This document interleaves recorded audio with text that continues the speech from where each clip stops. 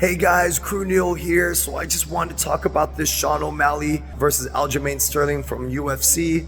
What a great performance on both parties, guys. But two things I wanted to kind of talk about in this fight.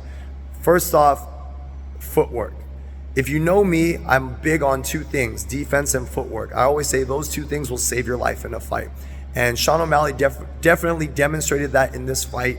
He was able to evade a left cross from Sterling and was able to counter over the top with a right cross, which ended up dropping him. And then, as you all know, Sean O'Malley was able to just ground and pound, strike, standing up, ground and pounding, which was great. As a fellow striker, you can definitely appreciate that.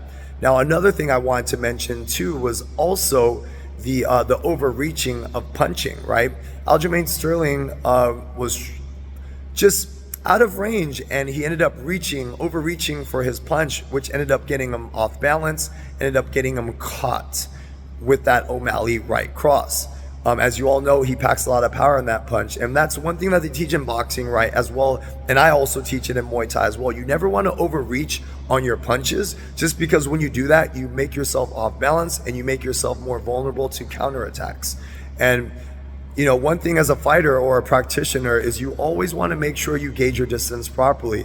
I always teach my students and my fighters, if you miss, you miss, but don't get off balance, right? You just got to re-strategize, find your distance in another way, angle out, whatever you need to do, but don't reach for your punches because you make yourself susceptible to counters, okay? And then footwork and defense will always save your life.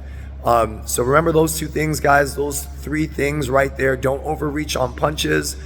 Practice good footwork, angling out, and also really good defense. And those three things will always save your life in a fight, okay? But if you haven't checked out that Sean O'Malley fight, definitely do so. Very awesome. You can learn a lot from them. But anyways, hope you're having a good day, guys. See you guys on the next one.